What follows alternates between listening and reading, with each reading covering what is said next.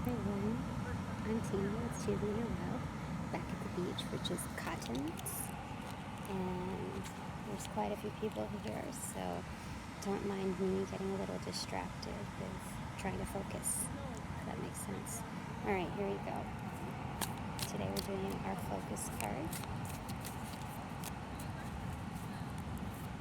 We're again using the Book of Shadows Tarot, Volume 2, So Below.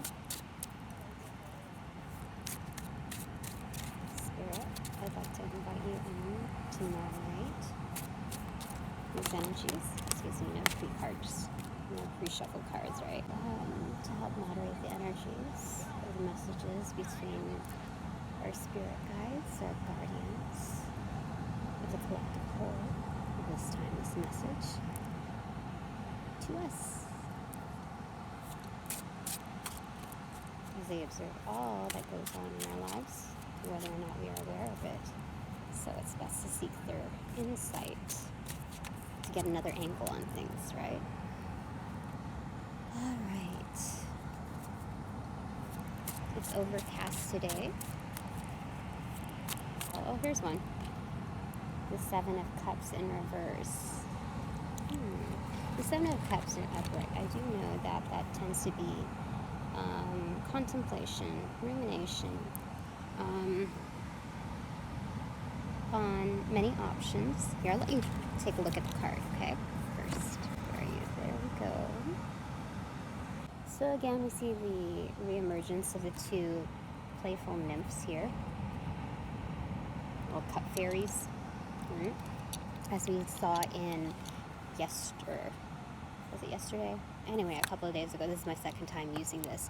So at that time, we got the Knave of Cups, right? But again, it showed two little nymphs, right? Cup fairies. And maybe this is a continuing on. Okay, so I see plenty of options here. Not romantically involved options, but you see how this lady is daydreaming, right? She's taking her time deciding on what to do next. There's just different options here. So she's looking at all these ideas, and she's not really looking at anyone in particular. She's actually thinking about, what this calls to me is that she's thinking about more options besides what's in her cups. And this is not quite the Five of Cups energy where she doesn't realize what she has in front of her. Of course she does, but there are many more options than what's held within the cups. And I think that's really the essence of this card, is to show so much more potential than what the world has portrayed for her. Oh my gosh, how cool is that? Because I feel like I'm doing that more than what the world is showing me that was possible. There's so much more beyond what's inside those cups, right? There's those hypothetical cups, those cups that you can manifest out of thin air, right? Ooh, how cool is that? So she's studying, she's taking notes. She has those little pop-up sticky notes flagged between all of her, journaling and studying, which is much of what I do. In fact, everywhere I go, I carry a bag of books, just in case I get trapped. I want to fill my mind with positive, enriching distractions, right? But I'm so busy absorbing the world that I rarely ever get to them. But when I do have a moment to get to them, I feel very happy, very content, very proud of myself that I did those things. So let's see here.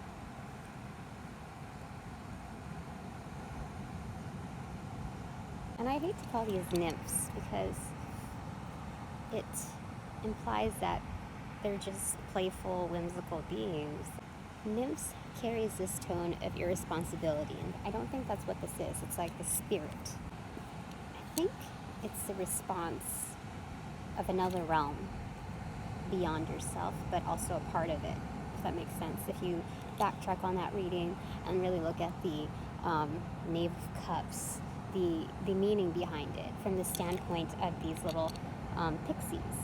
I'd rather call them pixies and nymphs because, you know, in Peter Pan, Tinkerbell, like she was a great facilitator in moving the stories forward, despite however she felt. If she threw tantrums, you know, with opposing love interests or whatever, it didn't impede her actually helping, right?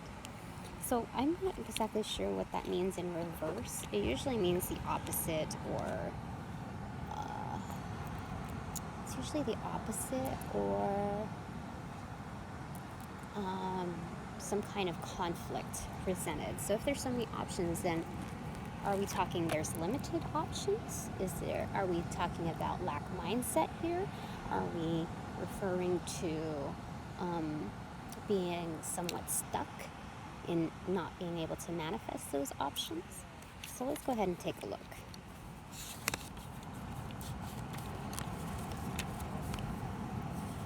We're learning together. And even though you might know the book meaning of it, we can still learn from each other intuitively, right? Seeing beyond the scope of our own eyes and of our own being. I think that's what it's all about. In reverse, that means confusion and immobility. Yep, okay, so it carries that Eight of Swords energy. It doesn't mean that and also maybe the Five of Cups energy. You know, when you get distracted looking at what you've lost rather than what's there in front of you, it does cause some stagnancy and some confusion. It's not just the energy of sorrow, but, you know, a lower vibrating state. And immobility, like the Eight of Swords energy. So it doesn't completely diminish your options. It doesn't wipe them out. It's simply your perspective, or our perspective, right? So it's hard to see that, especially with how the world is today. I've been out of a job for like 2 years, and part of that was out of hiatus and growing myself, trying to learn what my options are, what I want to do, and grounding myself, healing from so many other things. And then picking up some other lessons along the way, and then healing from those. You know, life is a process, and being book smart is not going to carry you through all the way, right? So we learn as we go. We pick up the gems along the way. And you know, when you work with crystals, we don't actually get to see much of the shine, the shimmer, the glimmer, the glory, the essence of it until it's polished, right? When it's in its raw state, it looks like this, almost like selenite, this selenite. It actually looks kind of pretty right now from what I'm seeing because of the sun, how the sun hits it. Now selenite brings you closer to the divine. It's like a spiritual antenna, so to speak. And this one I got fresh and new, and it holds a lot of vibratory power. And selenite usually does, but this is different. This made my being flutter. So crystals respond differently to different people. And so, you know, you don't actually get to see the true essence of it at first glance unless it's polished, right? So, but for me, I prefer rough ones because they were less toiled with, they were less manhandled, a more raw state to them, a more authentic state to their being, because they are also sentient beings. And I love this one also because it's almost like an Odin stone. There's holes in it naturally, just like this. This is my other Odin stone that I found at a beach. It's also known as a hag stone. How cool is that, huh? Cool. I like having ones with different holes in it because it gives you that reminder of having different perspectives, you know? See? You can see the same thing, it's just a different point of view, right? I love that. Oh, and there's another one, another little hidden one right here, if you can see it. It's very, I'm trying to let the sun guide it through. Okay, anyway, so perhaps that's what we're looking at here. For me, yeah, okay, so back to what I was saying, what Spirit was trying to tell us, our spirit guides were trying to tell us, was that, you know, in this world of what feels like decreasing possibilities, what simply is that it's just a changing of guard in what we know to be familiar, right? It's now out with old mindset and old perspective and in with a new creative forms. You are the co-creator of this world, right? We are. So that means you're an innovator and you can come up with more possibilities, right? Okay. So let's get mobile on that, right? And then on the bottom of the deck is the Seven of Wands in reverse. The Seven of Wands is usually about opposition. And yeah, opposition. You see this businesswoman here, and she's showing the decline in our stats, right? In some stats, I don't know what, but oh, I just realized something, like in sensing her body language, right? In the business world, when we feel like when we're doing a presentation and we convey something that we have control over, we set our hands down, right? But when we don't feel like we have control, we kind of show a sense of vulnerability, like this is as much as I can do, right? And that's what she's doing, right? She's kind of lifting her hand up like, that's all that I can do. And if you have anything, please, you know, let me know, hand it over, you know, share that information, right? Oh, cool. And then, so, I don't know what salamanders mean.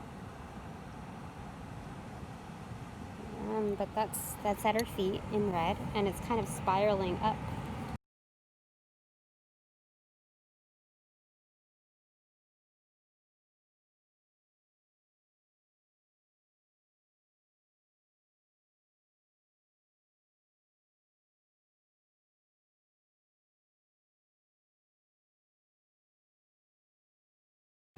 So, if Seven of Wands in upright means opposition, like opposing forces, we really aren't bound to the financial forecasts or the political forecasts or whatever we've been fed.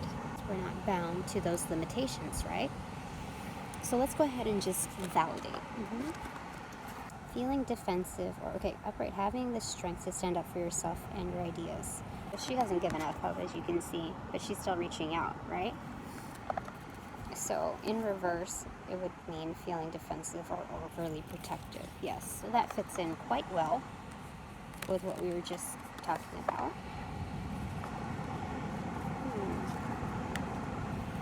Feeling defensive because you're feeling limited. Back mindset. Okay, that was the bottom of the deck. I'm going to go ahead and pull a couple of other cards here. Wonderland Tarot deck. And we're going to clarify how to remedy this, right? Oops. Let's turn this back up. There's more and more people here, but I've just got to shut them out. You know, like we do in the real world when we want to focus. All right, Spirit. Let's knock on this deck several times. Yes. All right, Spirit. Other than a change of perspective, how can we overcome these obstacles of lack mindset?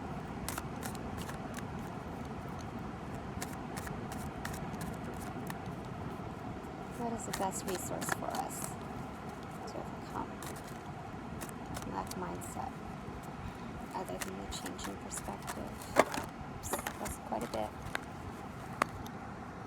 It's getting sunnier and sunnier.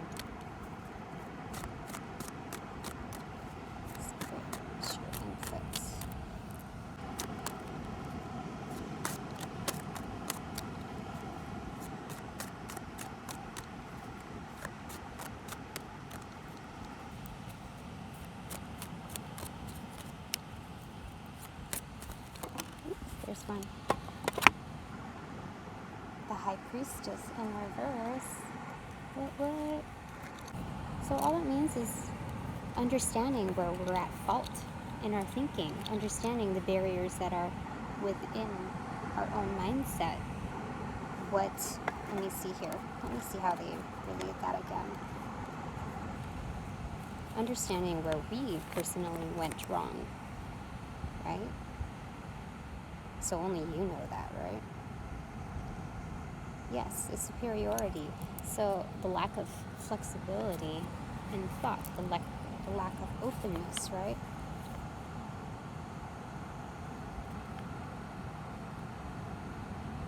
Selfishness or judgment. Yep. That makes sense. Okay, and the bottom of the deck is the Ace of Peppermills in reverse. Ruination. A senseless delay or cancellation before beginning. Anger, unfulfilled dream, decadence, and meaningless existence. Oh, snap, Spirit. That's self-sabotage. That's what that is. That's the underlining. You can start there. What are you doing to self-sabotage? And do you have misdirected anger? Reassess and recalibrate. Think about, just backtrack to the past 24 hours and the past 48 hours, what your interactions were like, whether that be with living organisms, you know, your relationships with other people, or inanimate objects, how you face your day-to-day, your job, how do you approach working on a specific project, right? What do you come in with and what do you leave with, right? And unfulfilled dreams, yeah. Is it cyclical thinking of daydreaming of what could be rather than facing what's right in front of you and dealing with that? Because we all need to do the dirty work, right? We all need to clean our plates. Let's think of, like, if you go to a buffet, you don't bring your dirty plate back to get other servings, right? If you want to get something new, you grab a new plate. You have a fresh, clean plate, and you don't waste the other food, right? And same thing that you do, like when you are at someone else's house. You know, you're the guest, and you want seconds, but you got to finish your plate first, right? So there's that. A senseless delay or cancellation before the beginning, and that's really what triggered me. It's like shutting yourself down before you even start, right? This song keeps coming on, and I think it's a specific message to me, whether that be telepathically or through spirit. But either way, spirit allows certain conflicts to happen in order for you to see, like, kind of wake up a little bit. He speaks through different channels, whether that be through opposing forces or supportive, right? It's all supportive in the end. But what song was it? Now I'm thinking of it. It is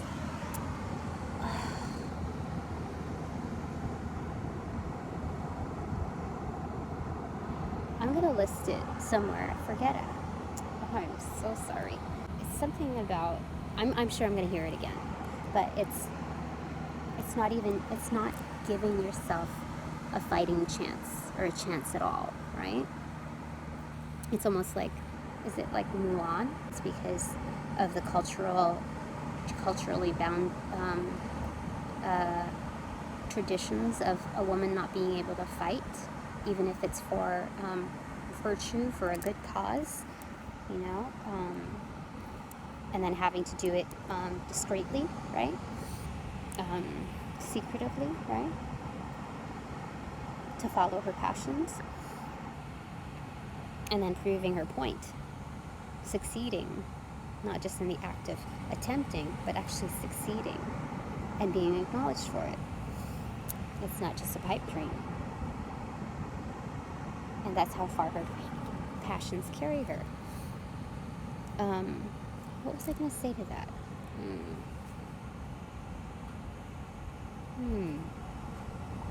So, I want to look at this last card as the ability to turn it right back up, because with our will, we are able to do that. We're not bound to what the cards say.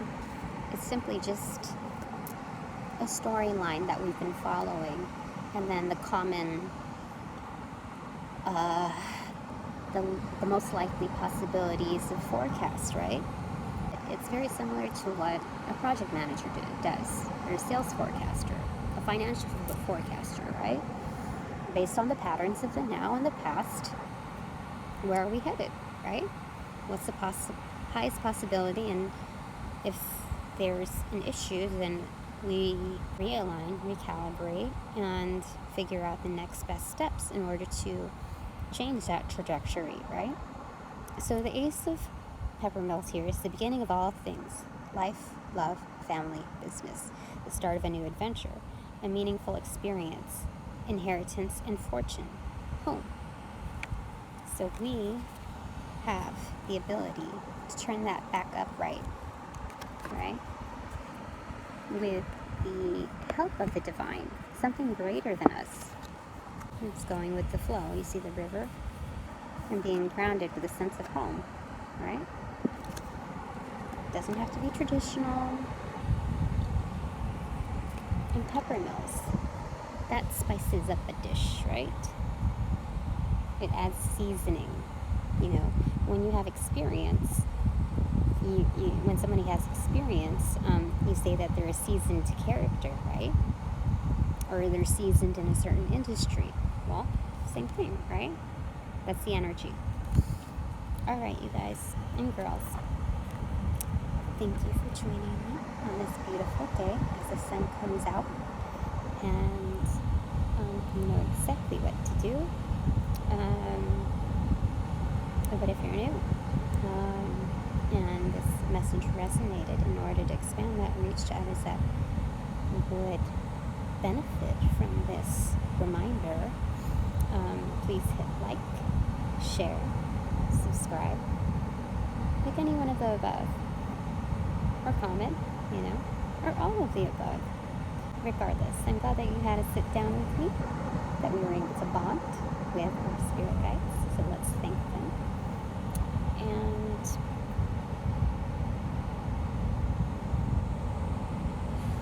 remember to breathe. No matter where you are,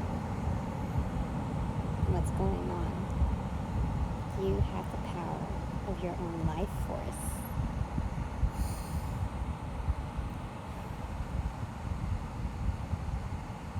Alright, I'll see you again later. Have a great day or night.